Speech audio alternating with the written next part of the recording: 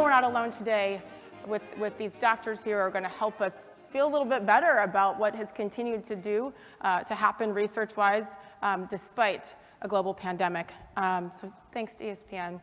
Thanks again, to Blackbaud, the world's leading cloud software company powering social good. We are nothing without our sponsors, so to both sponsors, one more time, thank you. Okay, again, time for the smart people. No offense, I mean, you're smart too. But 4 doctors at the top of their fields, and we learned it the other night, and you know them.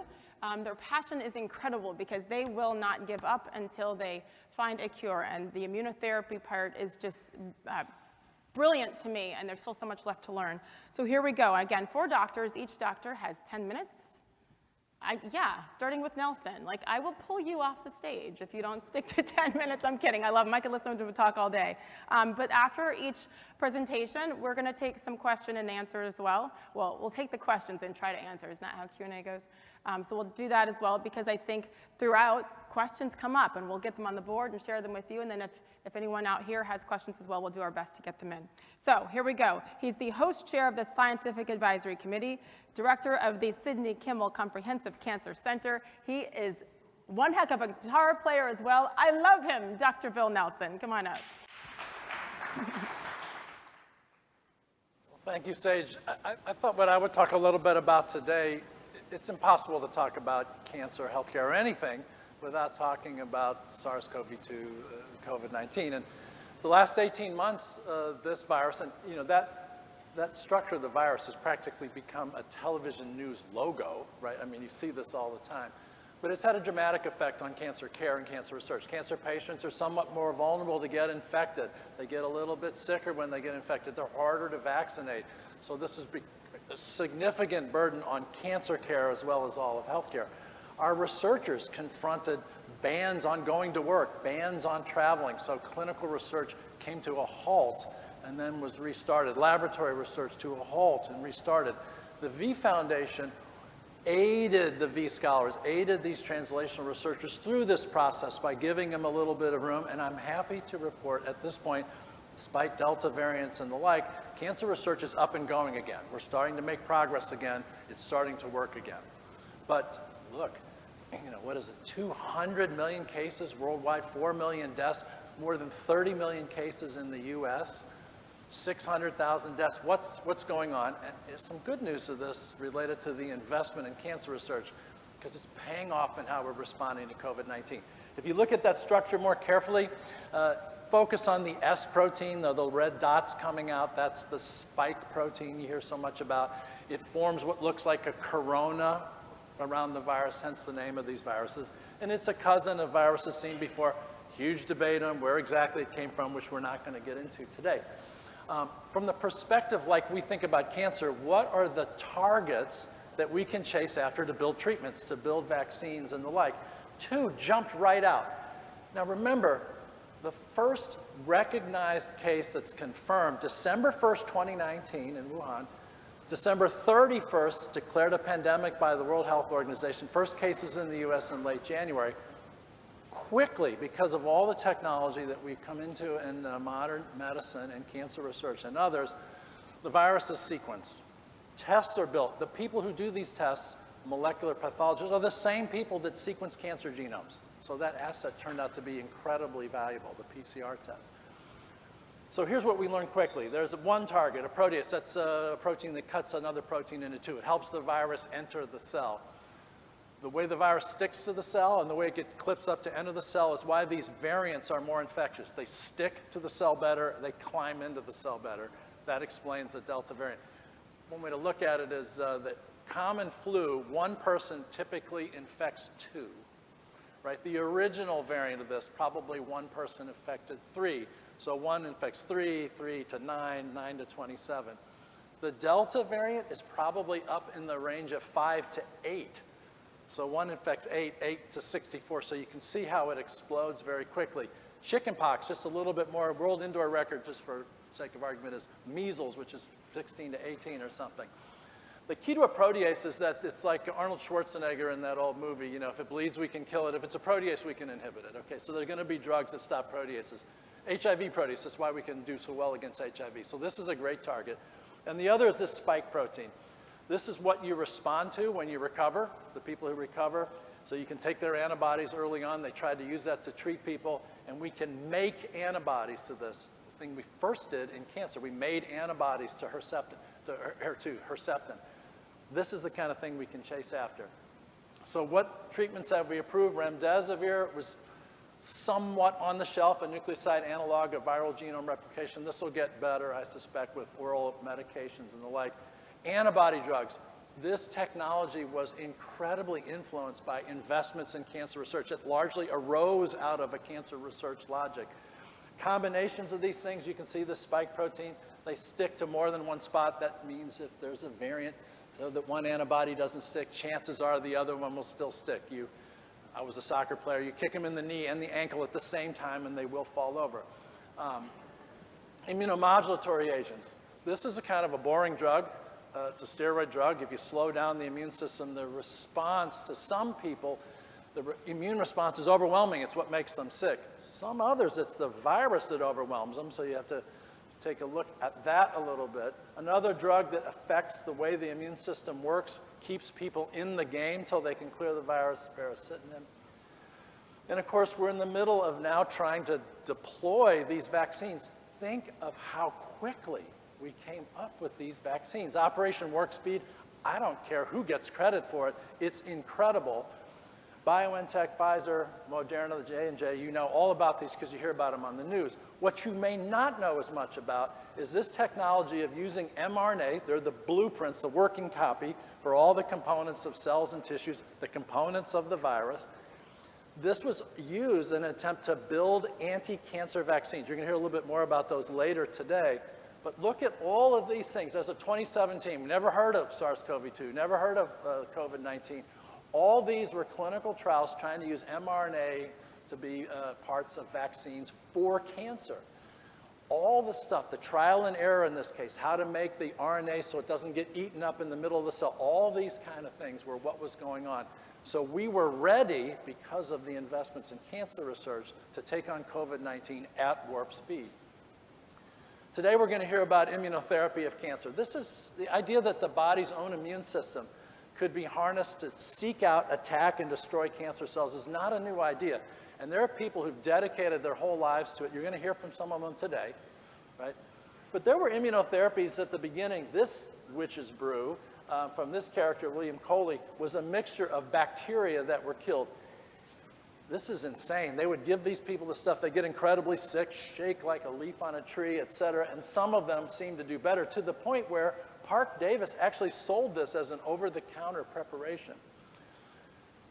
Boy, we've gotten better. The scientific question that we've been managing in the V Foundation through applications, V Scholars, was if the immune system can recognize my cells and your cells differently, so much so that if you transplant your kidney into me, my immune system will reject it.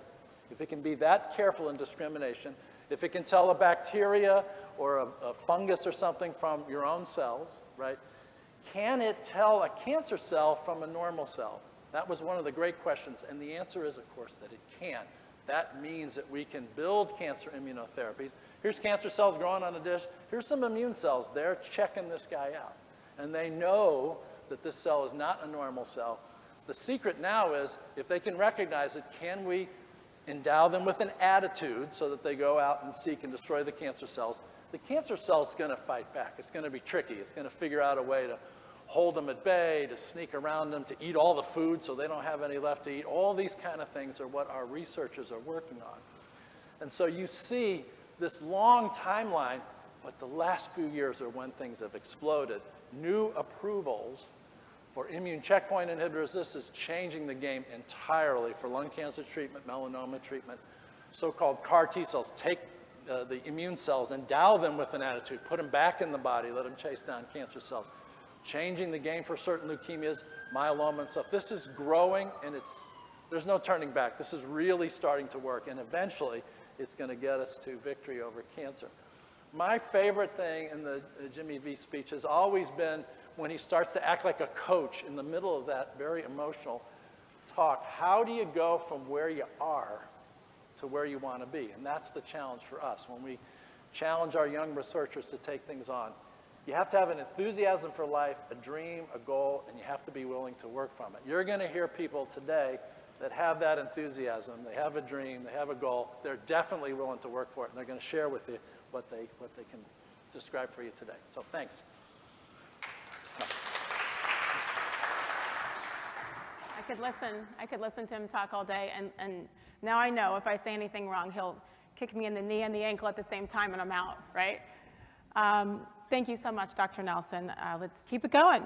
She is University of Pittsburgh Distinguished Professor of Immunology and Surgery and the founding chair emeritus of the Department of Immunotherapy. So the perfect person to continue this discussion as she gets the microphone in her hand, Dr. Olivera Oya Finn. Hello again. Come on up. Thank you very much. Thank you for all of you who are here, because I'm sort of an actress. I need the audience when I talk. And I want to tell all of you who are watching online, I really miss you here. But we'll catch up tonight. And if you have any other questions after meet me at the marketplace and we'll discuss it. So I will give you an illustration by using a personal example that I say, I call traveling the cancer vaccine road and reaching my destination. It's basically, where you are, where you want to be, and how you get there. And it's been a very long journey, which I'm very happy to share with you, because I'm really proud of it. I'm coming sort of to the end of that journey, hoping to make other people enthusiastic about what I do so that they can carry on. So I started the journey in cancer research as a graduate student at Stanford between 75 and 79, and also as a postdoctoral fellow at Stanford from 79 to 82. Both of my mentors were passionate about solving the cancer problem. My graduate program mentor, Henry Kaplan, was a radiation oncologist, and he is responsible actually for solving the Hodgkin's disease therapy question. He's credited for creating the treatment for Hodgkin's disease. And then my postdoctoral mentor, Ron Levy, was very interested in whether or not, as Bill questioned, whether the immune system can actually see cancer, and he is a medical oncologist working in B-cell lymphoma. So I was indoctrinated very early on. I was a graduate student in microbiology and medical microbiology, actually, that had a concentration in immunology. And I really wanted to, influenced by these two incredible scientists, to follow their passion and figure out if we can use new knowledge about the immune system and whether or not it can see cancer. So I was able to start on that on my own when I joined Duke University as an assistant professor in 1982. But as I mentioned the other night during the dinner with the docs, I was advised very strongly not to start a laboratory in cancer immunology because, as I mentioned the other night, it could be a career suicide. So I gave it a very sophisticated name, Laboratory of Cellular and Molecular Immunobiology. So in secret, with a nice group of young students and the technicians, we were in secret looking at the immune system and cancer. And we sort of took the privilege, and I'm actually showing this slide more for Bob Bast, to remember what an idyllic place this was in the early 80s, because Bob was my Cancer Center director at the time.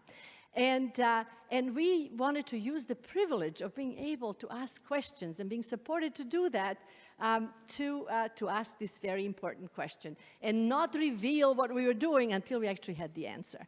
The other thing that was very important was that at that time, just around the middle 80s, science was really, immunology was really progressing as a science. We were learning some very basic facts. And one of the things that was very encouraging is we learned how to grow human immune cells in culture. And the growth factor for these, for these cultures was discovered. It was interleukin-2. And so we were encouraged by that and asked the question, if you take a piece of tumor and put it in culture and a lot of immune cells migrate out, could we ask these cells, what is it that they see? Why are they there? Do they see something in that tumor that, and simultaneously we were looking at, as Bill mentioned, at kidneys that are being rejected.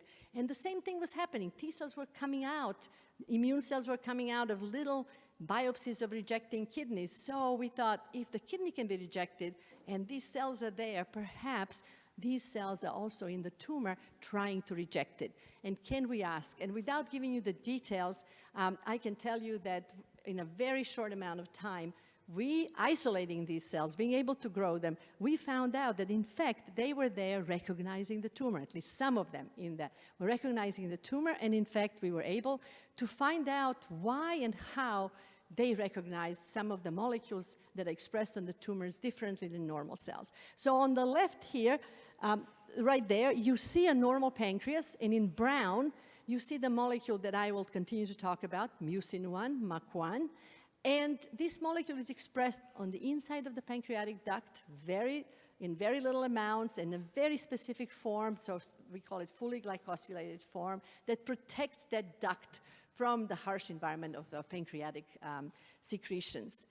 Now, when one of those ductal cells becomes transformed and grows into pancreatic cancer, this particular molecule changes tremendously. You can see all that brown. First of all, the ducts are full of tumor cells, and the molecule is expressed at a very high level, which is the picture on the lower. And the immune system recognizes both the amount of the molecule that is expressed, that it's more than it should be, and that the kind of a molecule it is, and the molecule was losing its sugars and revealing its structure, its protein, its backbone to the immune system that had never seen it before on normal cells. So we hung on to this discovery and decided that this was, and in fact, this was the very first tumor antigen without any mutations or anything. It was expressed differently on tumors than in normal cells, and the immune system was reacting against it. Not only did we find T cells against this molecule, but also in sera of these patients, we could find antibodies that recognized the abnormal form and not the normal form of the molecule. And the minute you do that, you begin to dream about vaccines. If you have a target, let's target it. And the way we knew at the time to target things, it was stemmed from what we knew about infectious diseases. You target viruses based on their molecules, like the spike protein on the coronavirus. So we decided to work on vaccines. We published these two papers in 1989 and in 1991, and I want you to see that in the 1991 paper has actually Bob Bast on it. I bet you, Bob, you had forgotten about this paper. But Bob was instrumental in providing me with the tools, which was samples from patients, to actually show that these cells that we were isolating were killing patients' tumors in tissue culture. And then hopefully, so the whole idea was, let's make a lot more of these cells in a cancer patient. Perhaps they don't have enough. Let's vaccinate them, let's boost those cells, let them go to the tumor and destroy it. So this was such a big discovery, because it was the very first human tumor antigen actually to be discovered as a target of human T cells, that Pittsburgh came after me, and the Pittsburgh Cancer Center director at the time, Ron Herberman, wanted to start a cancer immunology program, and he wanted me to start it and lead it. And so I left this idyllic Duke environment, but I thought about it very hard. I don't know if you can read this, as I wonder where we go when we die. Pittsburgh? You mean if we're good or if we're bad? So I was trying to figure out why they were getting me. I figured because I was good. So I decided I should go. And in Pittsburgh, within 2 years, we started the first in the world clinical trial of a cancer vaccine based on your own molecule, just differently expressed in a different form, no mutations. And we started this clinical trial in patients with breast, colon, and pancreatic cancer. And we were on the front page of the Pittsburgh Post-Gazette, the main paper. We were on all television stations, et cetera. And this was the beginning of the dream that we can create a vaccine as the immunotherapy for cancer, that to either generate an immune response against this molecule that people don't have, or boost the immune response that they're trying to make, but it's not strong enough. And one thing I should mention is that this molecule is expressed on over 80% of all human cancers, because they're all derived from the epithelial cells, ductal epithelial cells. They're all adenocarcinomas. So it's breast, colon, pancreas, lung. They all express this molecule in abnormal form that can be recognized by the immune system. So between 1993, when this first trial started, and 2008 or 2012, when the last trial finished, we ran this trial of therapeutic cancer vaccines. And the entire goal of these trials was to show to the FDA that these vaccines are safe. The problem was that, as Bill mentioned, often the immune system from a cancer patient is compromised by the cancer, certainly by the treatments, so that the vaccines don't have as good a chance of generating a very strong response as we would like them to have. And while we were doing these trials and trying to figure out why the responses we were getting was low, didn't really affect significantly the clinical outcome of the patients, the whole field of tumor microenvironment was developing, learning how patients' immune responses are controlled by the tumor and the various other factors that the tumor encourages to be made. And most of them, and you can see, the tumor, if you imagine it, is not a ball of tumor cells. There's very few tumor cells here. The tumor is a ball of all sorts of cells surrounding the tumor cells, and many of them are very unfriendly to the immune system. So we learned from basically mediocre results in the setting of therapeutic cancer vaccines that the tumor was trying very hard to suppress the immune responses of cancer patients and not allow them to respond to the vaccine that well. So having learned that, and as I said, benefiting from other people's work on the tumor microenvironment, and even contributing to it by our results from our cancer patients, vaccinated patients, we remembered that, in fact, I showed you the front page of the Pittsburgh Post-Gazette, but inside, we had been interviewed by people, and my colleague, Mike Lotz, who ran the trial, and I stated that this is really just the beginning, but someday, we hope to inject people at risk for developing cancer. And those of you who were at dinner the other night remember me saying, I would love to prevent the diagnosis of cancer, not just to treat cancer, but to prevent cancer from ever being diagnosed. So we were first then, in 1993, trying the first therapeutic cancer vaccine based on a tumor antigen that is not a virus and not a bacterium, but your own molecule. And we decided to be first again. Take the bull by the horn. If we wanted to do this, let's do it. And with my colleague, Rocky Schoen, who is head of our GI division in Pittsburgh, we decided to test it in a preventative setting. The same vaccine that we were testing in cancer patients under different conditions in the preventative setting. So we decided that to look at colon cancer, that's Rocky's interest, and we knew, and we could determine that abnormal expression of MAC1, of our target antigen, starts with the growth of a polyp. So it's normal on normal colons, but a small adenoma, large adenoma, begin to express very high levels of this abnormal molecule. Of course, they're much higher in cancer and much higher in metastatic disease. And we were doing vaccines right there. So all we decided to do is not to change the vaccine, but to change the patient. So now we wanted to do the vaccine right here. There's a polyp diagnosed, you take it out. You don't want people to get more polyps because that's a higher risk for developing cancer. So can we prevent the polyp from recurring just because the polyp will show that same antigen that you immunize against and that the cancer would have? So we did that. Here's the culprit. This is removed. The important part is that people with this advanced polyp, in 1 to 3 years, 48% of these patients would recur or come up with new polyps, and each one of them is at risk for developing into a stage 1 colon cancer or later, depending when the colonoscopy is done. So we decided, we started a trial, we convinced the FDA that at the level of our institution, we can safely run this trial in patients with a history of these polyps. We vaccinated these patients after the polyps were removed, and all we wanted to know is, can you induce an immune response in these patients? How does it compare to cancer patients? And is it safe? And we published a paper in 2013 showing that, in fact, the vaccine was very safe. We had absolutely no side effects of the vaccine. And we showed that over 50% of our patients developed very good antibodies and T cells specific for this vaccine. This compared to 2 or 3% where we could measure that immune response in cancer patients, regularly advanced cancer patients. And this dotted line that you may see here, right here, is the level of the response that we were able to get in cancer patients. Our healthy individuals at risk for cancer, for colon cancer, had 40 to 50-fold higher responses than we ever saw. So it told us that the vaccine was good. It was just in a very bad setting if you do it in a very advanced disease.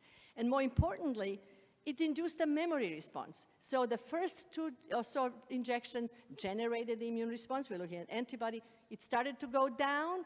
When we boosted it in 1 year, it went back up. And this is what you want. You want to induce an immune response at the moment to control, to expand, et cetera, and to go into a memory response. And then you have protected the person for long term. So with this data, we could go to the National Cancer Institute Division of Cancer Prevention and say, now we want to know, does it work? We know that it's immunogenic. The vaccine generates an immune response. We know it's safe. Does it protect from polyp recurrence? And we were able to do 7 medical center trials under the funding from the Division of Cancer Prevention through a cancer prevention network that they have. And we asked the same question: safety, is it immunogenic? But now we had 110 people, 55 placebo, 55 vaccinated. Does it make a difference in terms of the outcome of these patients in terms of polyp recurrence? And the study was such that we had some power to actually see if there's a difference. Here's the result. We just unblinded it recently because it was a double-blind trial. And the blue people are vaccinated, the red are placebo controls. You can see, just like in the first study, we had some of the non-responders. We know why they're not responding. I don't have the time to discuss that, but I can do that offline. However, the important thing was that we can determine that the placebo controls, right here, 66% of people at year 5 had new polyps. Vaccine non-responders, those that did not respond to our vaccine, 63.9%. But those who responded to the vaccine, 27% only grew polyps. So this is the very first time, really ever, that we could test an efficacy of what was a therapeutic cancer vaccine used in the preventative setting. And actually, I'm coming to the end stage. It took over 3 decades to come to this point, to open the door to preventative cancer vaccines. Other than HPV, we have not been doing that. I think we should be doing a lot more of that. It took 3 decades of basic research in my lab, and these are 3 decades, smiley faces from 3 decades of my lab.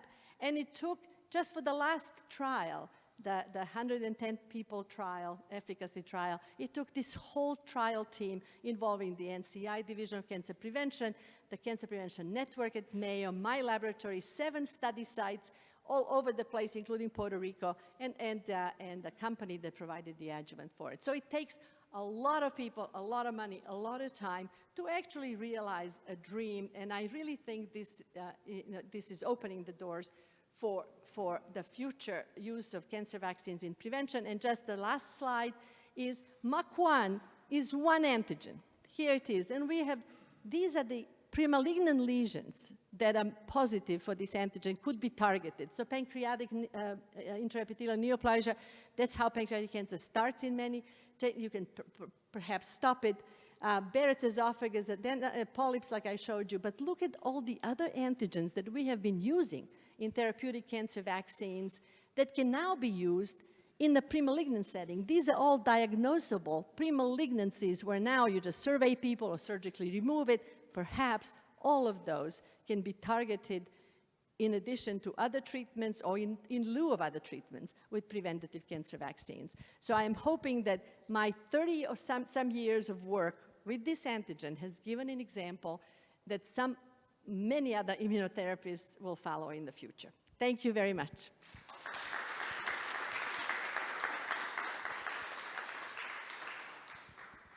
And thank you, Dr. Finn. I mean, what if you had listened to all those people 30 plus years ago who said it's career suicide to try it? What if?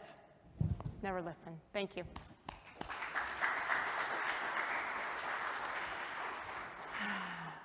The amazingness continues now with the Vice President of Research and Development And also, she's an adjunct professor of microbiology and immunology at the University of California, San Francisco. Dr. Lisa Butterfield did not have to drive very far, right? You're kind of home. Come on up. Welcome. Welcome to you again. Thank you.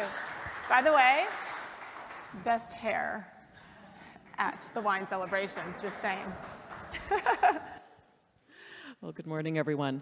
It's a real treat to be here, and it's also great to follow the two acts I just followed, because now you're all experts in immunology and cancer vaccination. So that makes my job a good bit easier. So what I wanted to talk about today is therapeutic cancer vaccines and what's going right and what's going wrong. And as you just heard from Dr. Finn, who, by the way, is one of the reasons I went to Pittsburgh, and I spent 15 years there. And nonetheless, when I got there, it was my first week, and I'm walking down the hall, and one of the older MDs comes up to me wearing a bow tie and says, well, welcome to Pittsburgh. What do you do? And I said, I make cancer vaccines. And he said, oh, you're one of the voodoo people. It's not voodoo any longer. So all of these things are tested in the clinic, and all of them work to one extent or another.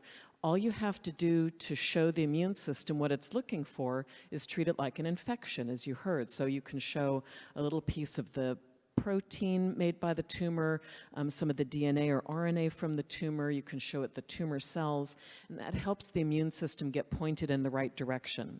You can also, anytime you kill tumor, radiotherapy, chemotherapy, ablation, you can get those tumor proteins released, and you can get some cells activated from that alone.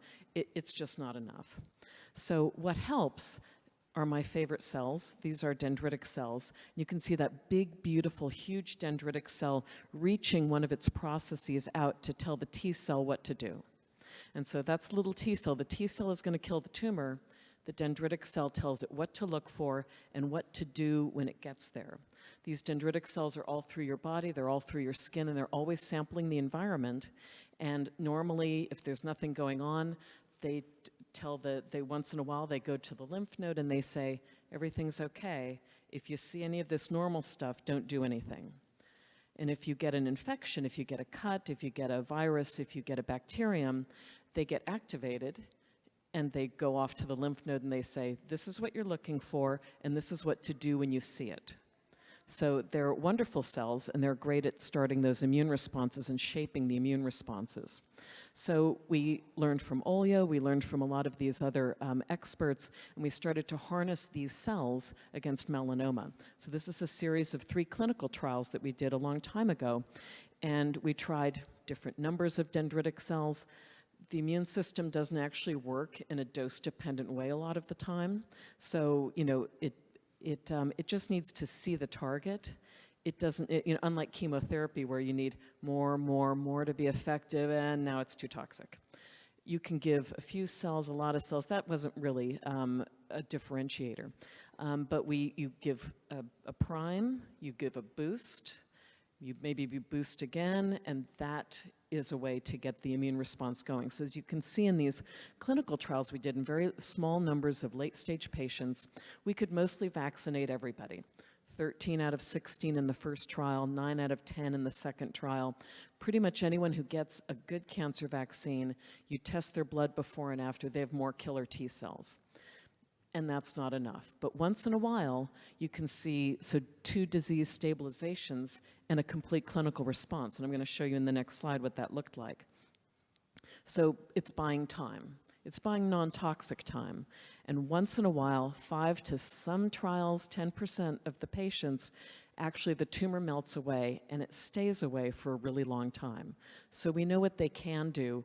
We just don't know how to keep that going and do it for all the patients who receive the vaccines.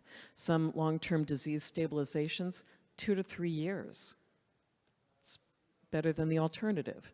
Remaining no evidence of disease. You had disease, the surgeon got rid of most of it, but it was disseminated throughout your body. You know it's coming back. So you got the vaccine, and maybe it didn't come back for years. So buying time in a less toxic way has been one of the benefits. So here's one of the success stories. So this is a woman who had had surgery, radiation, interferon alpha, and immune therapy approved for melanoma. Again, we don't know how to use it really well. It doesn't work that well. So she has happily growing tumor, and what you see on the bottom is what the pathologist sees, and that's the tumor growing really well. After the vaccination, in her case, those lesions in the arm started to flatten out, and all those little dark spots you see, those are killer T cells that went to the tumor and then got into the tumor and killed it. And so we went back at the end of the trial to get more tumor, and we couldn't find any more. And so she got to go over 10 years without recurrence, and that blue bandage on her arm means she gave us a whole lot more blood to study at the end of that trial. So what we learned from that is that there's a component of inducing autoimmunity that might help. If you induce immunity to one protein in the tumor, if you can spread that to another tumor protein, then you do better. That diversification of the killer T cell response, you can get waves of cells coming in and continuing to kill the tumor. That can be a good sign. So we took some of those good signs and we did a lot of experiments. We went back to the lab, we applied for 10 grants, we got one, and then we were able to find out what went right and what went wrong and design the next vaccine trial. So this was the successor trial to those. More patients this time, 35 patients. We did a randomization. We added interferon alpha to the vaccine to see if those two would work together well. And then instead of one tumor protein, we targeted 3. So we thought maybe if we need to get a snowball going, if we start with a bigger pack of snow first and then start that immune response, maybe we'll get a better immune response. So that's the trial we're analyzing now. And for the previous trials, we had 5 tubes of blood, and so we had ideas in our head from the literature of what we would ask. Did this matter? Did that matter? And we would ask pointed questions, and then we would answer those with the blood and the tumor cells given by the patient. And now technology has caught up. Now you can sequence everything. You can sequence it today, you can get the answer tomorrow. All of these wonderful technologies now, in addition to answering the questions we asked, we can answer the questions we don't know we even have. And we can just compare the blood before and after, tumor cells before and after, and let them tell us what we need to do next and what went right and what went wrong. So for melanoma, this is where we are, looking at all of these data and applying new technologies in my lab to answer those questions. So we did the same thing in liver cancer. It worked in melanoma, at least to an extent. We're learning a lot. We did it in liver cancer too. So we did different vaccines with peptides with those beautiful dendritic cells, and we asked those same immune questions at the end. And what we saw, again, was we can pretty much vaccinate anybody against anything, even when it's your own cells and your own tissue. But here, we saw almost nothing clinically. We saw once in a while this tumor protein made by about half of liver tumors, alpha-fetoprotein. This is something that's in your blood when you're in fetal stage. It's turned off when you're born, but these liver tumor cells crank it up again about half the time. So that was our target. That was tumor-specific-ish, and so we went after that to generate the immune response. We can generate the immune response to that, but once in a while the tumor AFP in the blood, a measure of how much tumor, would dip a little bit and then come back up. So what's wrong? Why isn't this working at least as well as it did in melanoma? And so we went back to the cells and we looked at the cells. And so there you see on the left the beautiful dendritic cell. They're not really those colors. And then on the top you see the experiment we did. The top blue is the nucleus, red is the cytoplasm of these cells. The bottom is electron microscopy. So on the left, control, beautiful dendritic cells. They're big, they have veils, they can point to the T cells and tell them what to do. If they've seen normal cord blood AFP, alpha-fetoprotein, they don't look so good. And the cells that saw tumor-derived AFP, it's not even the same cell anymore. And if you put it in a test tube with T cells, it doesn't activate T cells anymore. So now, what's the problem and how can we counteract the effect of this tumor? The AFP, it turns out, shuts off the metabolism of these cells, and they can't function anymore. And these are new technologies and new abilities to ask these questions. So we're plugging away in the lab. We're figuring out what to do about that suppression of AFP, the extent of it, how it operates, so that we can then counteract that. So in the lab, every year we find new discoveries, we make progress, we learn new things, we try new things.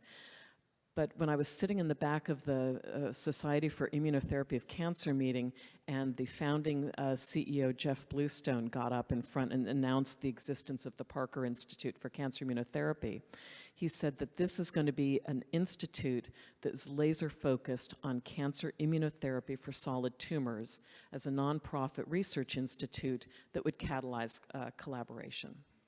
So these are the focus areas: cell therapies. We know those killer T cells can get rid of the tumor. How can we engineer them better? How can we counteract all the negative effects of the tumor and make the cells resistant to that? Checkpoint inhibitors. This has revolutionized therapy for melanoma and for lung cancer. But they don't work yet for everybody, and sometimes people do recur who it looked like had a good response. So how can we figure out what works and what doesn't there? Tumor antigen discovery, you heard about the discovery of MUC1, alpha-fetoprotein. What else can we target that's different about the tumor that'll be even more successful? And then the tumor microenvironment. This is a very complex network of the tumor talking to the immune cells talking to each other, all in this, sometimes it seems like an impenetrable mass.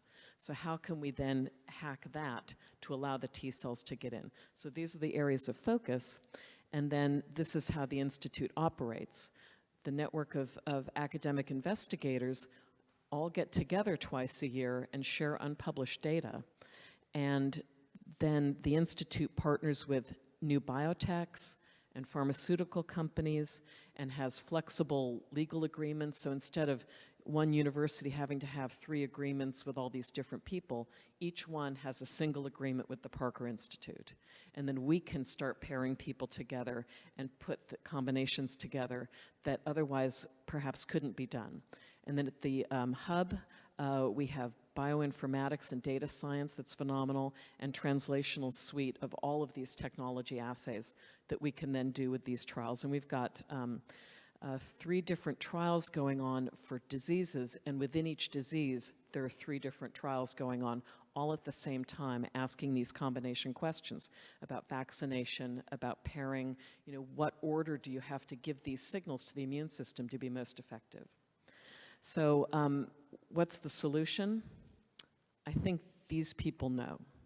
These are the next generation of young investigators that we're working together to support. And so far, the Parker Institute has spent $12 million to support this group. We have supported 5 or 6 a year of these young investigators. We put them in the network. We pair them with good mentorship and a great environment. And so I'll close by just thanking again the V Foundation for this symposium and the opportunity to collaborate again and support more of these new investigators who are going to learn from everything we've been developing over all these years and take that to the next level. Thank you very much. Thank you, Lisa. And I love how you ended that in particular, because that's what we're so proud of at the V Foundation, is to bring up that next generation and continue the family feel of it, but the education, the communication, the knowledge, the research, that all ends up being tied together so this next young group can come and help us get to where we need to be is priceless. Thank you. 4th, finally, the Isadora Lamp Professor and Chair of the Department of Radiation Oncology at the University of Michigan. We discussed this the other day, and I have to introduce you again now. Dr. Ted Lawrence, welcome to the stage. Thank you again. Thank you. It's great to be here this morning. And you're going to hear some, even though I'm going to come at this morning from an angle of radiation therapy, you're going to hear a lot of recurring themes from all the talks that will come back that I'll summarize at the end. So I'm going to cover a number of topics today in about 10 minutes.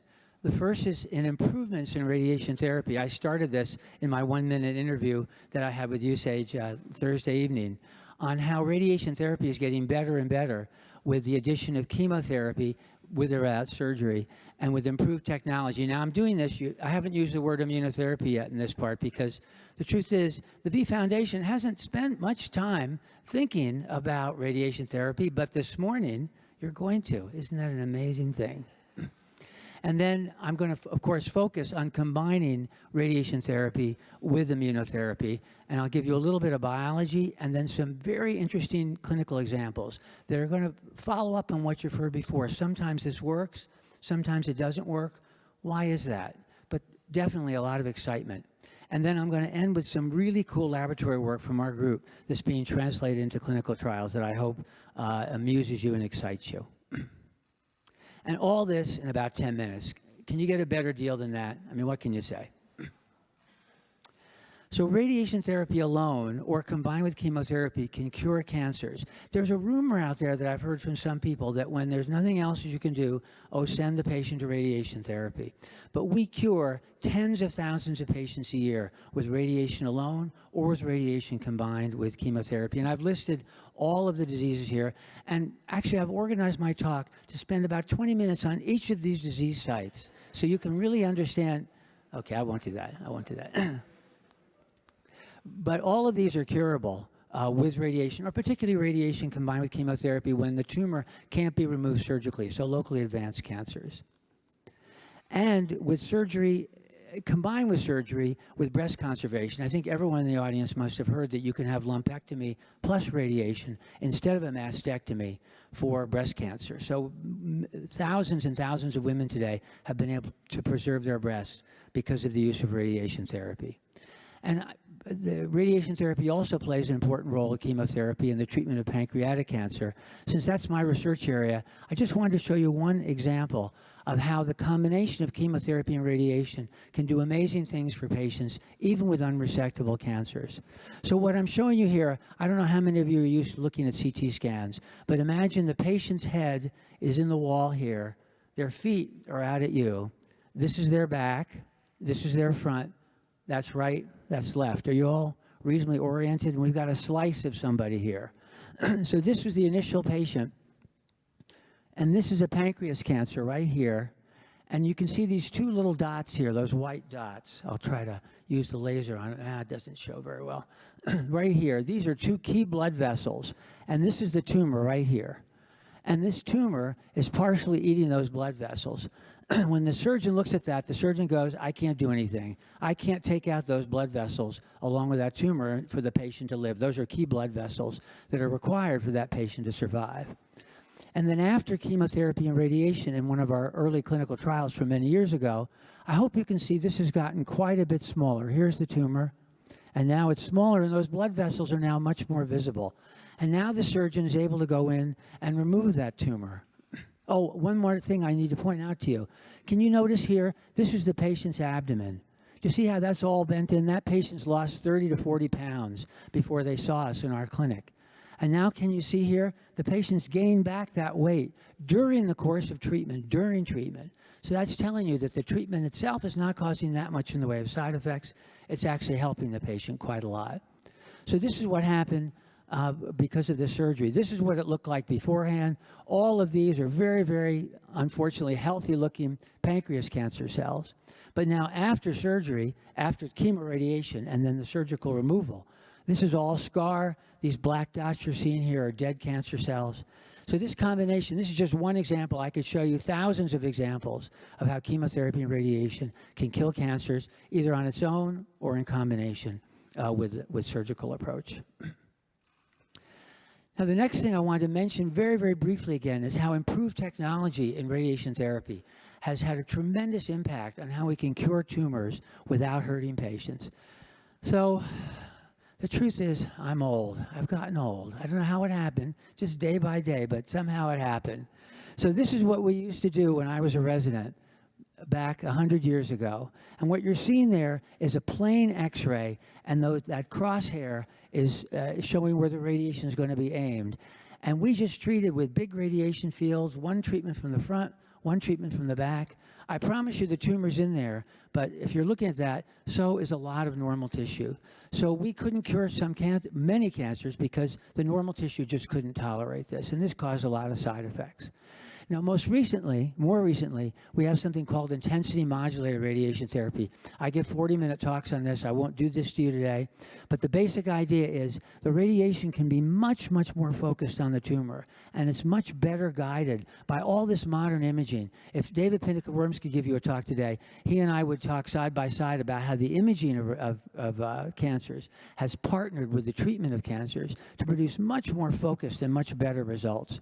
But what you can see here in these brightly colored lines is that's showing you the focused radiation on that lung cancer that, along with chemotherapy, is going to have a much better chance of curing that patient. And then this last panel, you're seeing stereotactic body radiation therapy. Again, I won't go into the details, but it's a way of using many, many radiation beams to focus very, very tightly on that tumor. And here with radiation alone, we cure tumors as well as surgery, non-invasively. The patient just lies on the treatment table, just quietly breathes, and that tumor is going to be cured. So the technical advances since I was a resident are truly spectacular.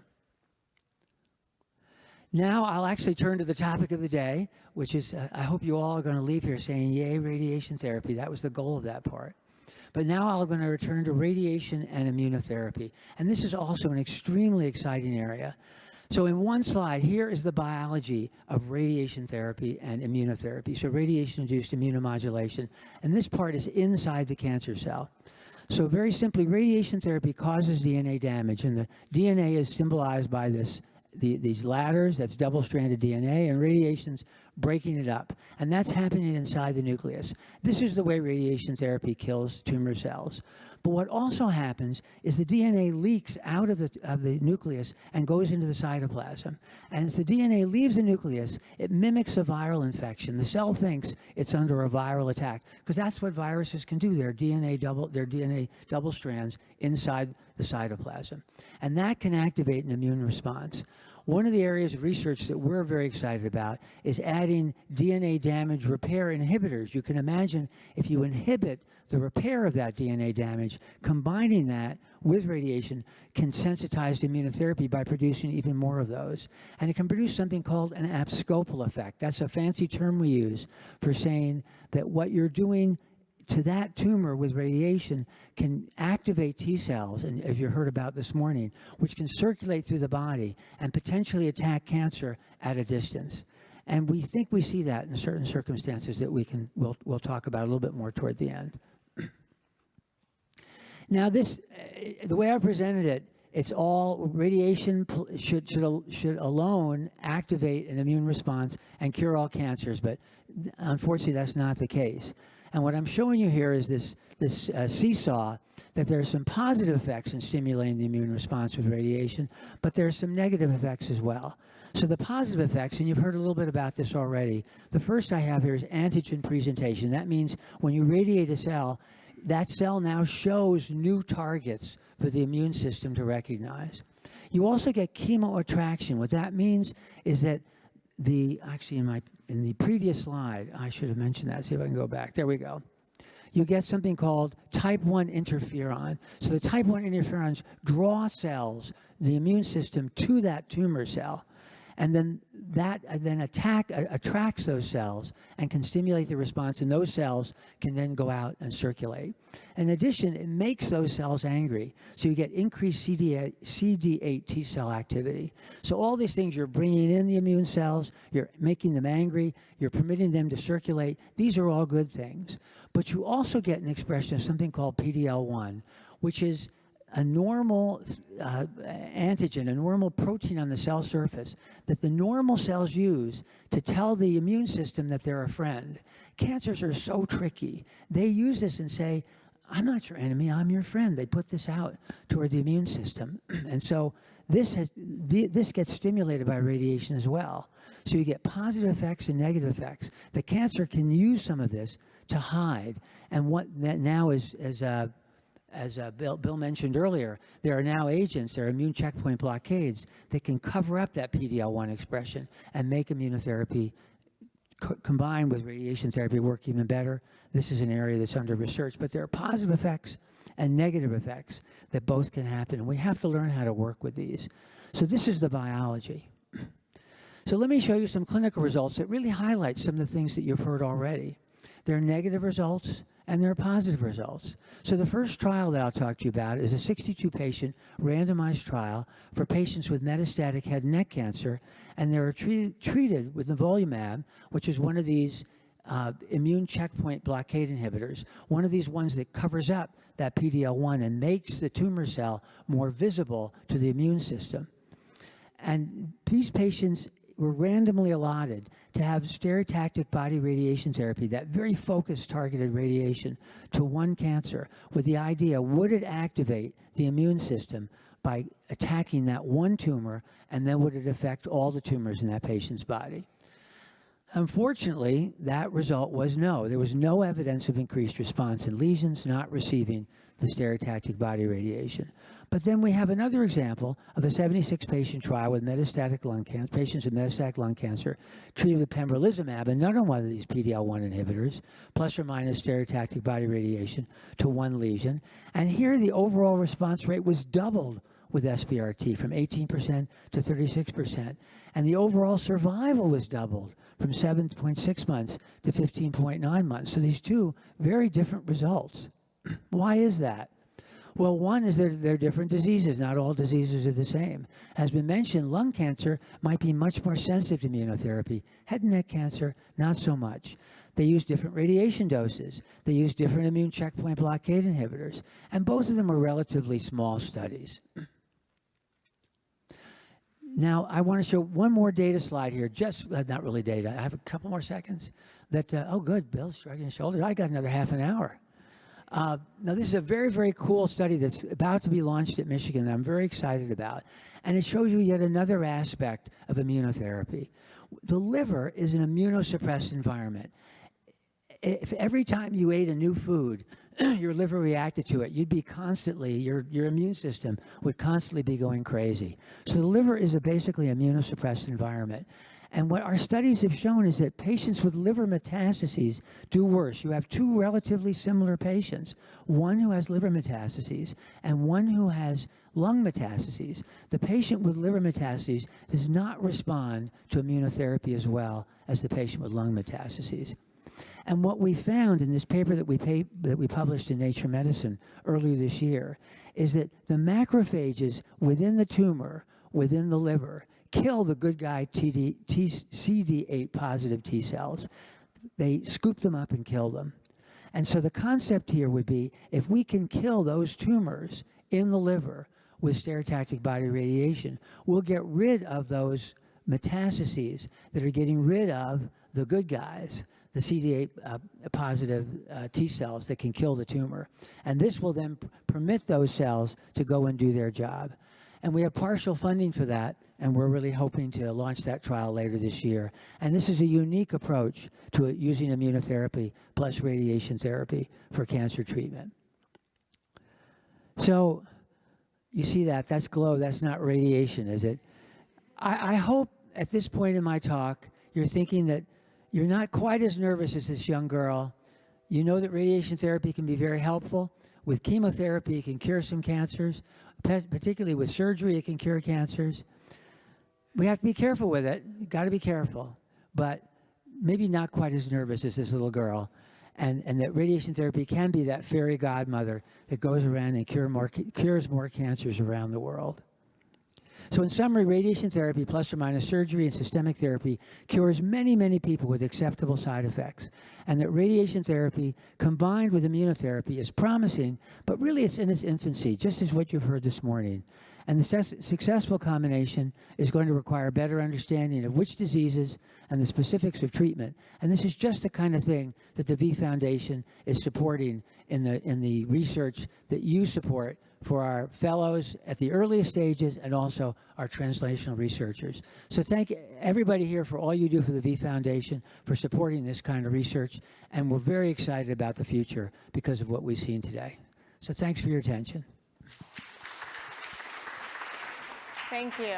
How about the positivity in this room? Despite a serious topic, I mean, there's so much reason to be Positive and optimistic, I think, about the future, for sure. Yes? I mean, especially when I have this guy next to me. Who's more positive than Dr. Bill Nelson?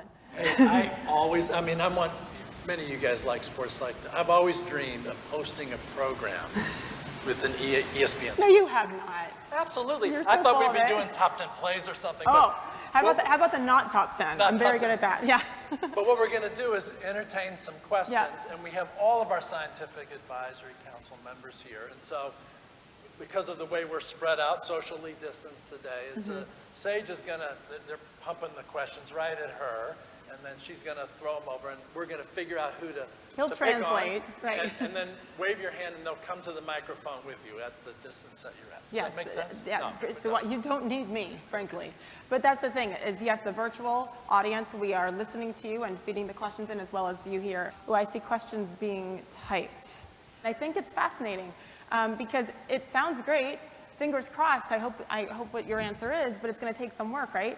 Can we give an overall cancer vaccine someday that will prevent all cancers? I mean, that's the goal, right? How realistic is it that we get to that? So that kind of question, obviously, somebody was listening to Oleafin's talk clearly, carefully, and I think we should throw that one right in her lap. You're trying to prevent some cancers. Will there be a single vaccine that prevents them all? Working on it. Okay. Yeah. The positivity. I have an NCI grant that is a 7-year grant, and it's called an NCI Outstanding Investigator Award. And I got it 5 years ago, so I have 2 more years. And it had 4 goals. And my 4th one, I called my audacious goal, to create a universal cancer vaccine. So Mach 1 is close to that because it covers over 80% of all human cancers. So that could be enough. And there are a few others like tyrosinase, H3, and right. So there are a few other antigens that are in that category that could cover a lot of, at least a lot of most solid tumors versus lymphomas. So we can divide them into categories. So I think we have multiple candidates. The one that I'm working on is a brand new idea where early in your life, when you're exposed to childhood diseases, febrile viral infections, your immune system gets trained to recognize a sick cell and to get rid of it. And sometimes faster than knowing what made it sick. So the important thing is to get rid of it and not take the time to figure out why that cell is not well. So you have this memory, deep memory response that was generated when the immune system was young, had a lot of naive cells that can be educated, and it's in your deep memory. So when there are many other viruses that you're exposed to that you don't even know that you were exposed to because the very first infected cell was recognized and gotten rid of, a lot of the molecules that the immune system recognizes on sick cells are also present on cancer cells because it's a sick cell for a different reason. It's not infected, but it's mutated, etc. So I am compiling a list of those molecules that are shared that I call disease-associated antigens / tumor-associated antigens. And in animal models, in mouse models, we show, for example, that repeated infections with the flu virus in mice can generate an immune memory where 9 months after the last infection, you can give a mouse a tumor and it will reject it, whereas flu-naive mice who never saw the flu will die of that cancer. So this is one idea that I have been pursuing for several years now, and there's epidemiological evidence that people who have had multiple infections early in life have reduced risk for cancer. We have done some of that work ourselves, but there's a lot of work out there that epidemiologists have found out that there's a tremendous correlation with risk reduction and previous exposure to febrile viral diseases. So if we can focus on those shared antigens, perhaps we can tap into everybody's memory generated in childhood to protect you from cancer later in life. Wow. Did everybody get that? The positivity, once again. Positivity Yes, continues, that's yes, right. absolutely. Thank you, Dr. Finn. And you might be called on next, so again, so don't get too comfortable. We might be coming back to you. Can all types of cancers be treated by immunotherapy? So yeah, there's been these incredible successes against lung cancer, against melanoma, but people still get breast cancer, they still get prostate cancer, they still get these other diseases. What's the state of immunotherapy? That's sort of that question. I'm going to pick on two people for this one. First, on Nancy Davidson. Breast cancer did not melt away to our early immunotherapy, but it does seem to be some progress. What about immunotherapy for breast cancer? Nancy's one of the great breast cancer experts. Thanks so much. You are right, Bill. We wish we had a better response to immunotherapy in breast cancer. But, you know, one of the things we realized is that there's a lot of different kinds of breast cancers. And so we need to subset them. And it looks like, at least right now in the earliest studies, that the kind of breast cancer that's called the triple negative breast cancer, that's the breast cancer that doesn't have estrogen receptor, it doesn't have progesterone receptor, so it's not very sensitive to our hormone therapies. It's a kind of breast cancer that doesn't have the HER2 protein, so we can't use our anti-HER2 therapies.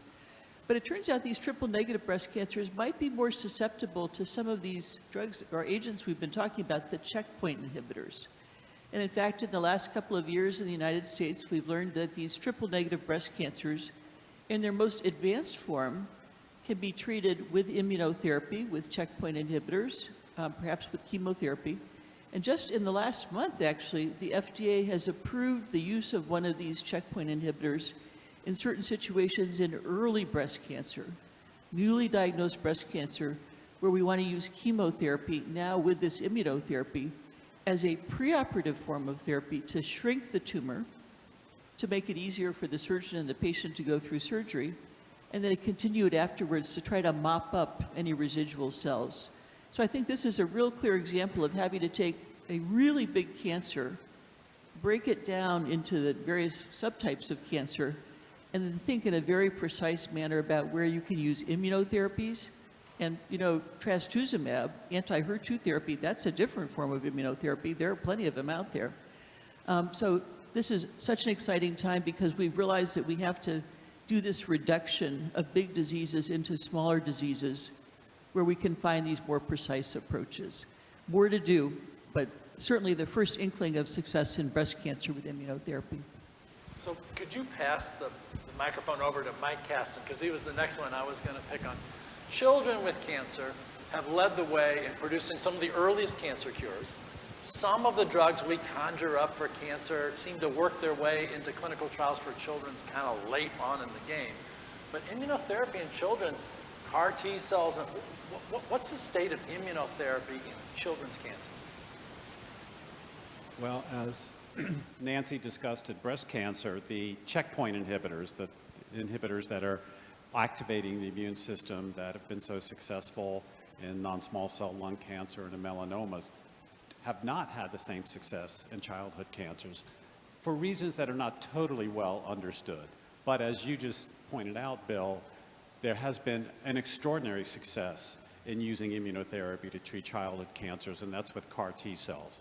So the big excitement a few years ago was using CAR T cells that target the B cells in the immune system that cause acute lymphocytic leukemia and lymphomas.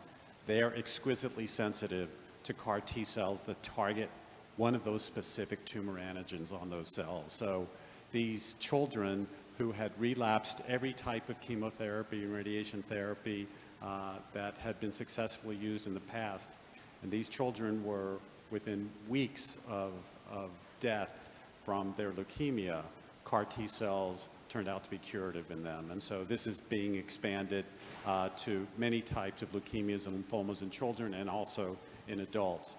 There's still a tremendous amount of work going on to understand why the immune checkpoint inhibitors don't work as well on childhood cancers and try to turn that around so that we can manipulate other aspects of the immune environment and the antigens that the tumor cells are presenting to make them more sensitive to these immune checkpoint inhibitors.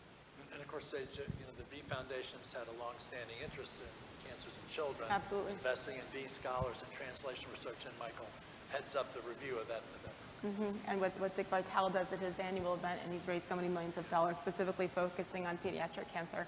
So thank you. We continue. Can we donate our cells to create our own immunotherapy vaccines if we've had cancer? I think this one I'm going to pick on Richard Fisher, actually. You know, we heard a little bit about donating cells. If you have cancer, they'll make them into CAR T cells. The adult footprint of that is oversampling at the moment. Cancers in the B cell lineage, myeloma, and whatnot. Something you know a lot about. And we treat these people. Sometimes it's easy to yank out enough cells. Sometimes it's not. There may be other tricks, bispecific antibodies. I've thrown enough at you that you can come up with something to enlighten all of us. Well, thanks for that question, Bill, I think. It's actually 20 questions or something. Yes, I'll be done in about an hour. No, seriously. So the excitement in the hematologic malignancies and in lymphomas, which you heard a little bit about from Mike, in children is also in adults. So what you see is that patients are cured in many of the adult lymphomas by chemotherapy. And this actually gives us a problem we need to think about, which is when you bring in other new types of therapies, how do you back off what already works? If you're curing 80% of the patients in Hodgkin's disease, 90%, how do you bring a new therapy in there, and how do you get it up front? So what you do is you look at the 10% who aren't doing well, and you start there, okay? And the immunologic approaches there are very interesting. One, checkpoint inhibitors, and they work in Hodgkin's disease, but darn it, they don't work at all in large cell lymphoma, and we don't understand why. So again, as Nancy said, very specific treatments. But what came out in the CAR T is very interesting. So CAR T is an immune cell that recognizes an antigen on B cells. To date, the majority of them are CD19. That's just something sticking out as it could be a spike protein, but it's not that. It's an antigen on these cells. And what happens is that the immune therapy, these CAR T cells, kill any cell that expresses the CD19. And turns out you can live without CD19 cells, and you can deplete them very strongly. So we're moving forward, and in those refractory cases, we're getting very good results. And in fact, we're getting results where 40 to 50% of all of those relapsed patients are actually cured. Appearance is maybe, let's say, 5 years free of survival. That's great, right? So that suggests they're cured. Now you begin to say, what else can we move that up into? How do we take away some of the toxicity of chemotherapy? And one of the interesting things that's going to happen is, you probably all know that at end stage, not necessarily end stage, but close to it, bone marrow transplant is done. And that's a very intensive, you go in the hospital, get high doses of chemotherapy. And what you're going to see now is the results are so good in CAR T therapy that in large cell lymphoma, aggressive lymphoma, we're going to run a randomized trial comparing bone marrow transplant versus the CAR T. Now, I got to end with some reality testing here because someone's going to jump on me. CAR T is not without toxicity. Okay, that's a problem. And what happens is when you whip up the immune response, you get a really sick patient in most cases. Some look a little less, some look a little more, but it's a real tough toxicity. And there's what's called a cytokine storm.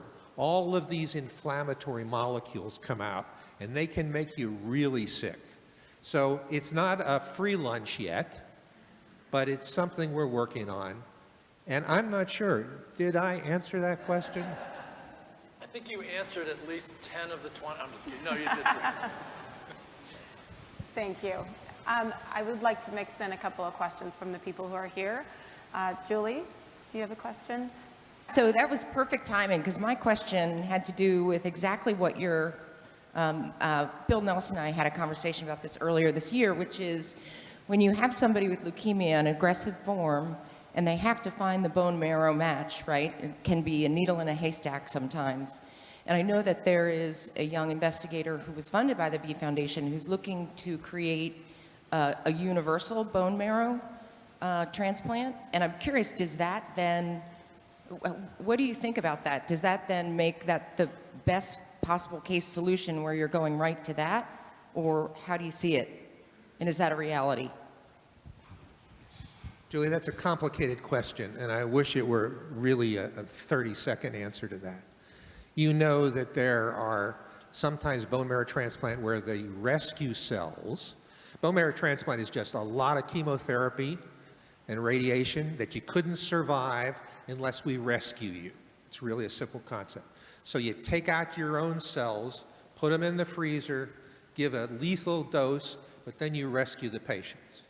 If the cells come from somebody else, you have to match them because, in fact, the immune response will reject mismatched cells and you'll get sick as anything, okay? So what we're having is national donor matches, and they're very important. And by the way, one of the issues is that the minorities and the underrepresented minorities, people of color, are underrepresented.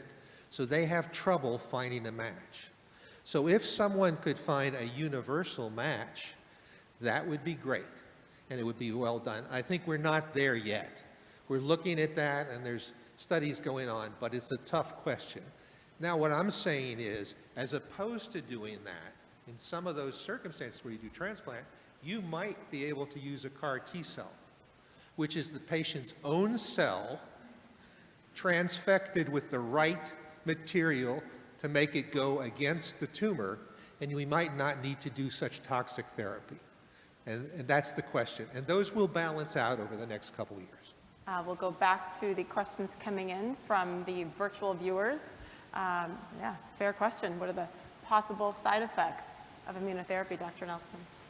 Yeah, we're still looking for the miracle cure with no side effects and cure everyone, but there are side effects, and we heard about some of them. Yeah. The cytokine storm, very similar to what happens to some people with COVID-19. And one way to look at it is any organ you can name and put the suffix itis on it is in play. And I was going to pick on Shelley Earp because as Cancer Center directors, we've had to build systems to accomplish surveillance of people on immunotherapy. So if they have one of these itis things, we can work with them, get them the right health care and stuff. So you've thought a lot about this. You have to. But that's about good clinical practice. We do clinical research. You have the first CAR T, you have the first immunotherapy, you do these trials. We're all together on this. There's a little bit of competition in cancer research, but mostly there's cooperation with learning about patients.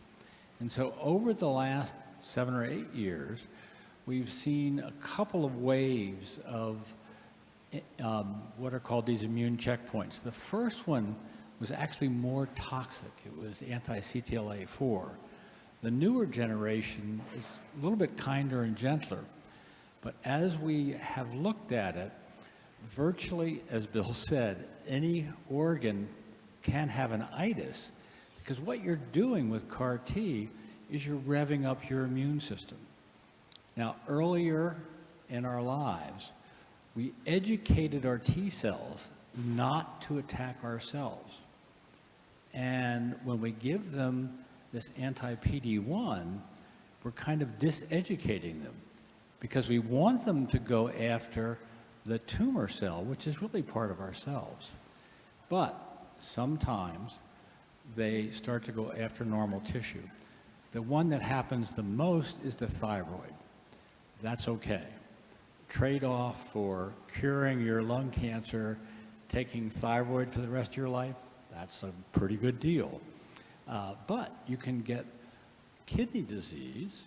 You can usually handle that with some immunosuppression, which turns out not to affect the anti-PD-1 efficacy against your tumor. Lung fibrosis is a little worse, and we worry about that. So you have this series of things. But we're also very much looking at these. Now the second wave, okay, we know these things. Cytokine release syndrome we just talked about. Well, one of the things that we're doing at UNC is we're putting actually 2 genes into the CAR T cell. The one recognizes your tumor. The other one is called inducible caspase 9. And what that does is have a gene that's poised to actually kill the CAR T cell. But it won't work, and you don't want it to work. You don't want to kill the CAR T cell. But if we give the patient a drug that turns that second gene on, we can get rid of the CAR T cells within 24 hours. And we've had some cases where cytokine release, we're learning how to deal with that, but there's some brain neurotoxicity that we don't quite understand. And we've been able to give this drug and actually get rid of the CAR T cells so that you get rid of the toxicity. Well, gee, then what happens after that? Because you actually want the patient to survive and you want them to get rid of their cancer. Well, we've made billions of these CAR T cells. They're in the freezer, so we can re-challenge the patient. This is the iterative process of translational clinical cancer research of the type that the V Foundation is actually going after. So thank you for that support. Thank you. I think one of the concerns that has been going around since the pandemic began is wait a minute, what about cancer patients and people who continue to need treatments, but you know, the effect on that, even just the logistical part of getting into these treatment centers and hospitals. How much have you, and anyone else who wants to chime in, dealt with that and the concerns from your patients, and how to make sure they still get the best care, because cancer doesn't wait? So we've asked, our whole society to do a lot of things, right? We wear masks, we do social distancing. None of this stops people from getting cancer. Right. So we need to get them the help they need. I was going to pick on Bob Bass for this. The MD Anderson, I know it's a small community hospital in Texas, but people travel great distances to go to the MD Anderson. And people, you hear those 3 words, you have cancer at a time when you can't go travel, you can't get a mammogram, all this kind of stuff. What's been the disruption you've seen, and what kinds of adaptations are our nation's cancer centers making? Huge problem, and one that we'll be dealing with over these next year or 2 or perhaps beyond. Certainly part of it is diagnosing cancer up front and getting the regular colonoscopies that everybody needs if they're going to detect cancer early when it's curable. Also, certainly getting the kind of consultation that you need is a challenge. And if you do get COVID, getting through that if you've got cancer. And certainly one of the challenges that MD Anderson took on very early, given the fact that we care for 100,000 cancer patients at one stage or another of their illness, was how we could get cancer patients through that as safely as possible. It turns out that we sent all of our staff home who didn't deal with patients. So we've been working remotely for the last year and a half. We've also were compulsive about anybody coming in getting a COVID test. We also geared up with 3 or 4 different stages of observation for people with COVID or suspected of having COVID. So we had different wards set aside for that. And we ramped up our intensive care. With those kinds of precautions, we had only 3% deaths of cancer patients from COVID at MD Anderson. That compares with about 21% internationally in about 20 different studies showing that, as you heard earlier, patients with cancer are more susceptible to COVID. Those kinds of best practices really can be instituted widespread, provided the health system remains in balance. And as you know, over the last year, with the 2 or 3 or now 4 different waves, we stress our health system to the breaking point in a lot of different communities. I think it just underlines, and I know everybody here is vaccinated, but I think our challenge over these next months is to see more and more people who could be vaccinated, who are willing to be vaccinated, but are just holding out a bit. get across that finish line and that we end up with enough immunity that even with these more rapidly proliferating viruses, we do better. So I wanted to double down on that a little bit with you, Fumi. You've spent your entire career trying to get ahead of the game. Use genetic testing, genetic screening, find out who's vulnerable, and intervene so they don't get these terrible cancers, breast cancer in particular. How are we doing that? That's a high-end kind of thing when people are, you know, masking, hiding under the desk like me, slathering your body with hand sanitizer. How do we do that? And they're vulnerable people who are even more vulnerable now. Yeah, so one of the things we learned during this pandemic is that we can actually do better by going to our patients' homes.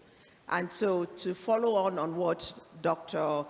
Bass said, we closed our hospitals because most of the hospitals were filled with very sick COVID patients, and we saved a lot of lives by doing clinical research and saving them with good clinical care.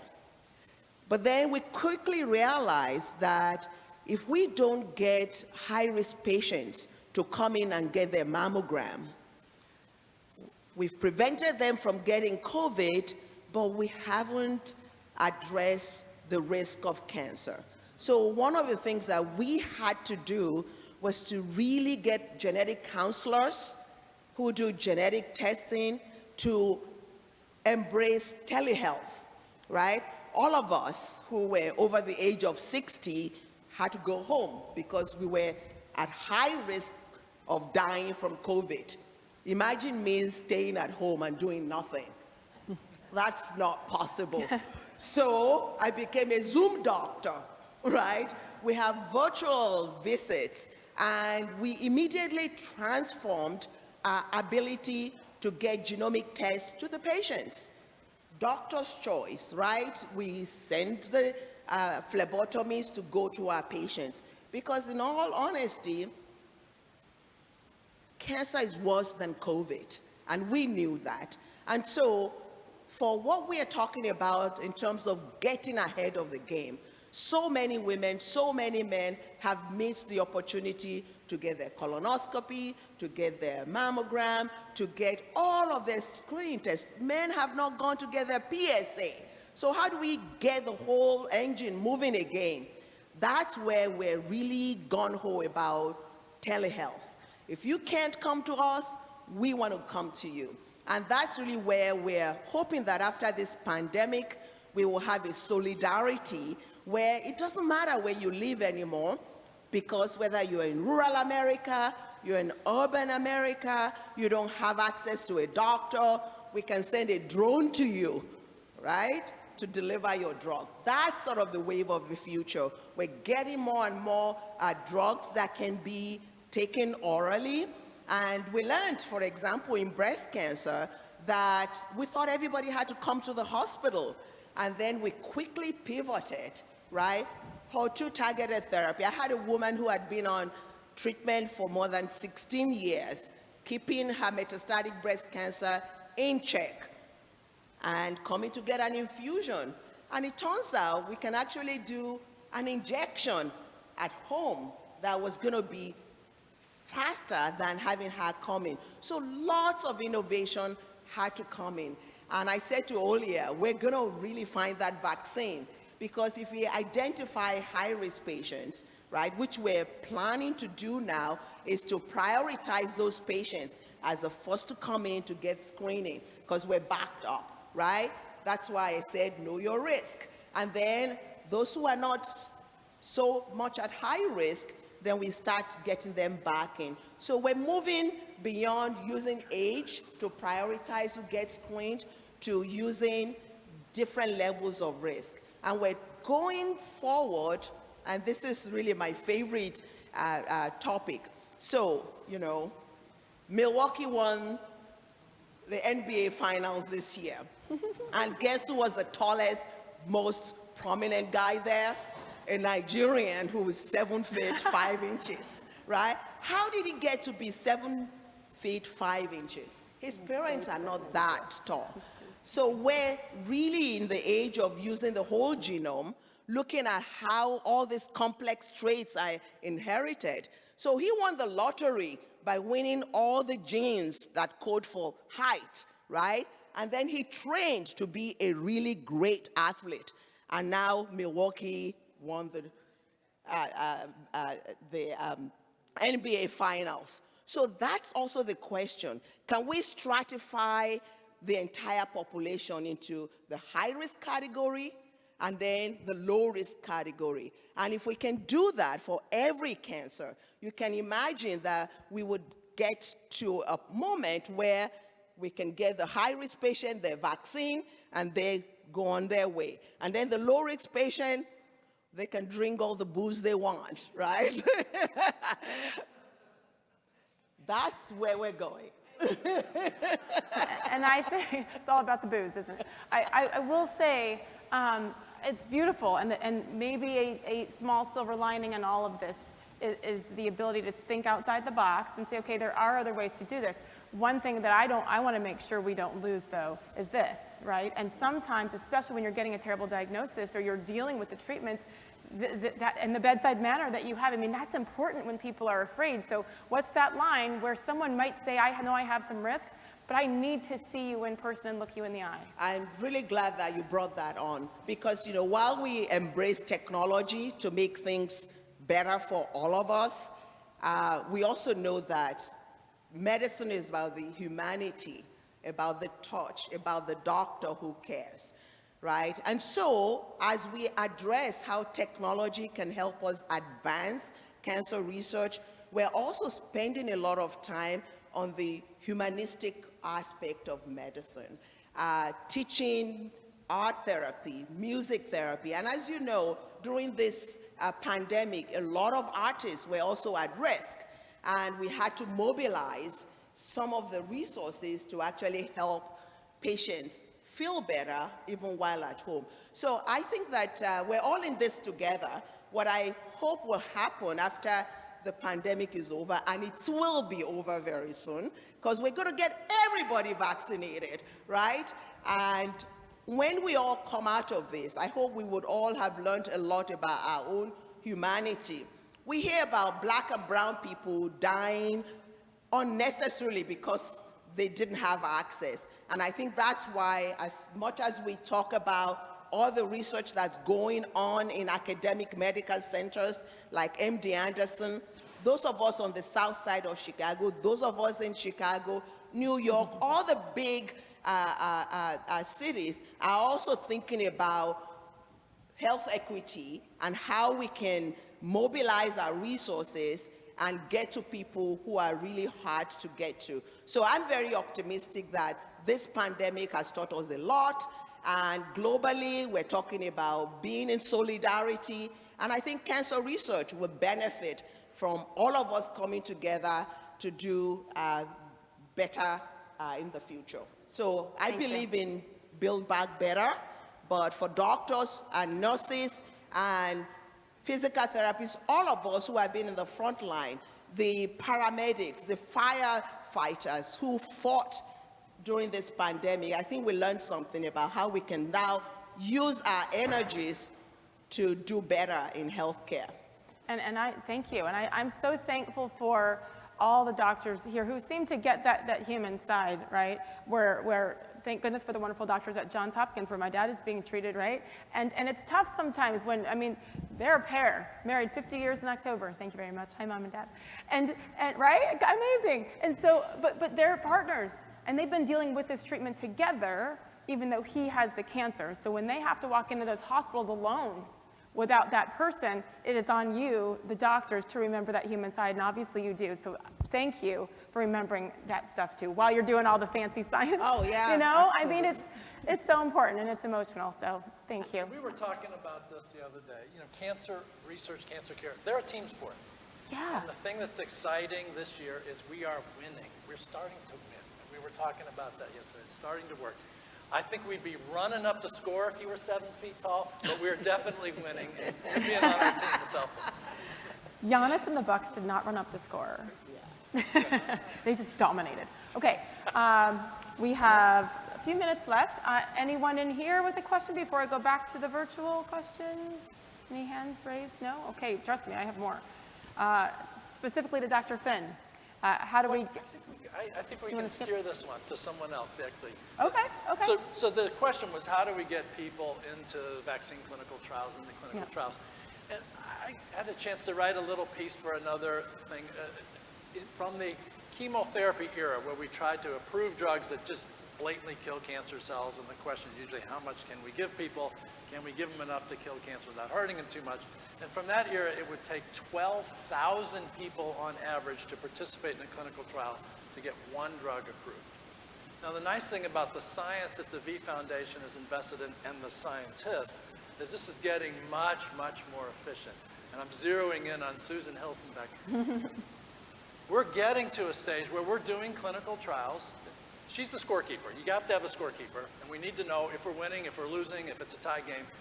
And her discipline uses mathematics and other things to figure out, is it working? And we're getting better and better and more efficient at that. How is that working? Is this on? This is a first. I've come to this symposium, I think this is my 9th time. Wow. Never gotten a question for the statistician. And you look so comfortable sitting there. Yeah. I love it. So I'm thrilled to get asked a question. This is fantastic.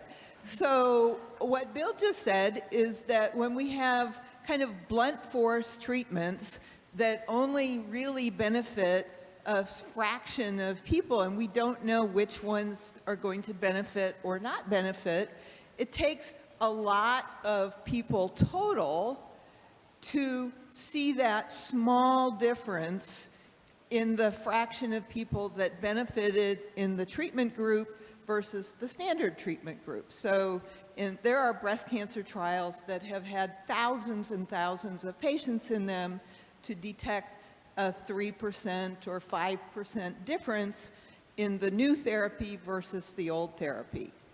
With targeted therapies and the kinds of treatments that we're talking about that affect specific subtypes of cancer, we expect almost everyone with that subtype of cancer to benefit.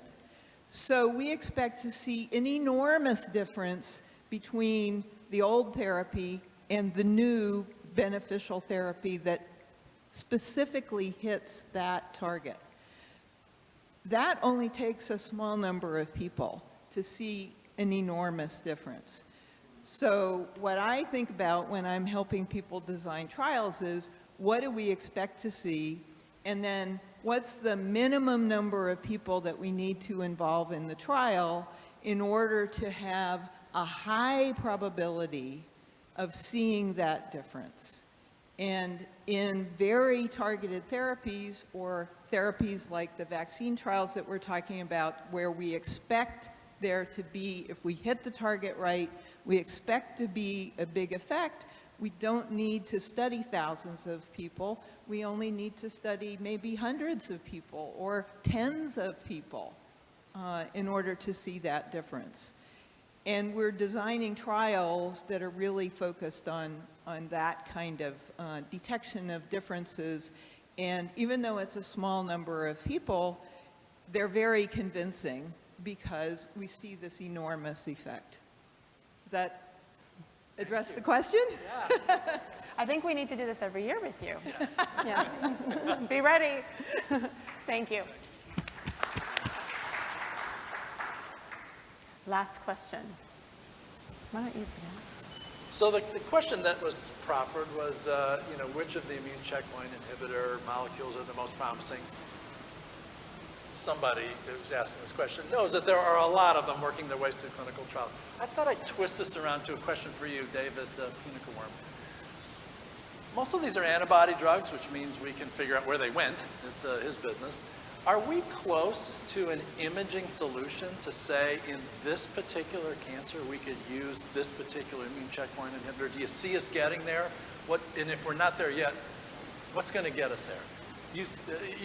By the way, you heard earlier imaging and radiation oncology, they're tied at the waist here. They're partners. Is this going to be the same thing with imaging and immunotherapy, do you think? And a look into the near future on that. So this involves the role of molecular imaging. And I want to make a distinction that there's sort of the standard anatomic imaging that many people are familiar with, and then there's molecular imaging. Standard anatomic imaging is the MRI, magnetic resonance imaging, cross-sectional imaging like the CT, CAT scans, computed tomography, et cetera. So MR, CT, and we saw an example of that in an earlier lecture from Ted. The anatomic imaging is very important for identifying the anatomy. Where's the tumor? Does it locally invade? And importantly, the collaborations between the imagers and the radiation oncologists on designing the new approaches that Dr. Lawrence mentioned about how you shape radiation beams. But it's about anatomy. The newer type of imaging that's coming along and is now into the mainstream is looking at molecular details of that tumor. What are the receptors that might be on the surface, or what is the metabolism? And that can complement some of the genetic information that is now very commonly done. Biopsies are done to sequence and find out about the genes. And despite the excitement about looking at mutations in genes of tumors, not all the information that's important is necessarily contained in the gene and the sequence. A lot is, but a lot of that can be complemented then by having specific molecular signatures of what's on the tumor. And what are the technologies that do that? You've heard of them before, but they're expanding rapidly now. Positron emission tomography, PET scans. There's been one molecule that's had a major impact on cancer care, and that's fluorodeoxyglucose, which is a sugar that's radiolabeled with a small amount of radioactivity, fluorine-18, and that's injected into the body at safe levels, and someone will have a PET scan, and that'll often be used for staging. It can look at that specific metabolism of the tumor, and you can see where is the tumor and are there metastases. Because it's impossible to do surgery and explore everywhere. The genes don't tell you where the cancer might be, but you might want to know, is there a local breast cancer or a local colon cancer or a local pancreatic cancer, but then are there metastases somewhere else? Well, it ends up that the imaging with PET can help stage the tumor. And it's very different treatments if a patient has local tumor versus metastatic tumor. Very different pathways of how all the therapies will come together. Well, along that line, there's new molecules that are coming along to look at the signatures with these type of new PET imaging agents that are just on the threshold of coming out to help us not only stage the tumor, but also complement the gene sequencing, complement some of the histology, and to know then how to direct therapies to that tumor. And that's some of the new peptides and antibodies that are coming along. And there is a new field that's emerging. Again, it's been under development for 20 years. We talked about it briefly before, but that's actually combining diagnosis and therapy, and it's a field called theranostics. Thera meaning for therapy, the second part of it, diagnostics, so theranostics. And in radionuclide theranostics, you can actually have a pair of molecules that are often an antibody or a peptide, where then you can put a small amount of safe radiation on that with something like fluorine-18, and you can then again diagnose a molecular signature of that cancer and know that that cancer has that particular surface molecule.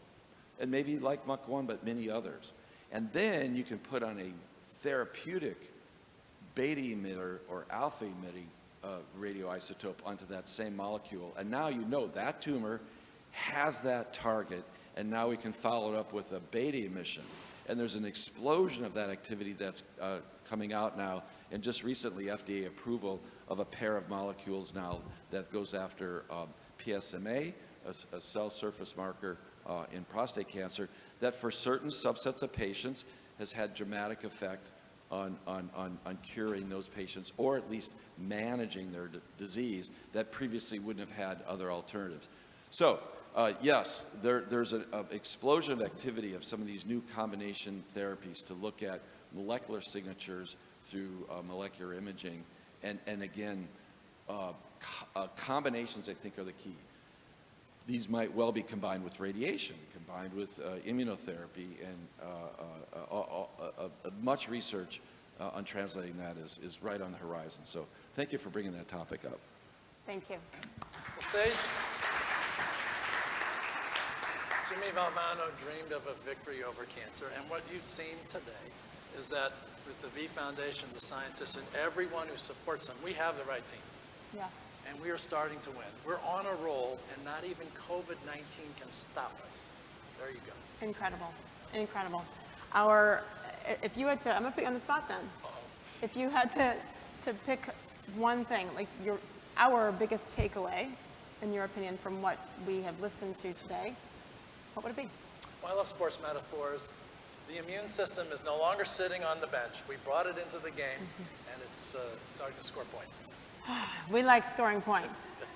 Thank you so much. I want to thank everybody here for coming, those of you, and for following the mandates and helping us out, and especially for those of you who are watching virtually and sending your questions in. We have so many more. And honestly, I think you can tell if you see the doctors out and about, stop them. A couple minutes, right? We're not going to, no full court press, but stop, because obviously they love what they're doing and to talk about it. And so many people are going through so many things personally. So we so appreciate that. Specifically to, yes, Dr. Finn Butterfield, Dr. Lawrence, Dr. Nelson. You're my new bestie. Did you know that? You're so stuck with me. Like, great, awesome. So thank you again, the 2021 Answer for Cancer Symposium. And as I said earlier, the festivities continue. This is actually a nice little preview of the V Foundation's newest fundraiser, basically. It's going to be held in March, the Sonoma Epicurean. And so outside here at Marketplace, I need all of you and everybody watching in your hotel rooms to come on out. Lots of vintners who will be there for the March celebration. Lots of tasting happening right outside at Marketplace. So enjoy as the celebration continues, and thank you. Thank you for everything you're doing.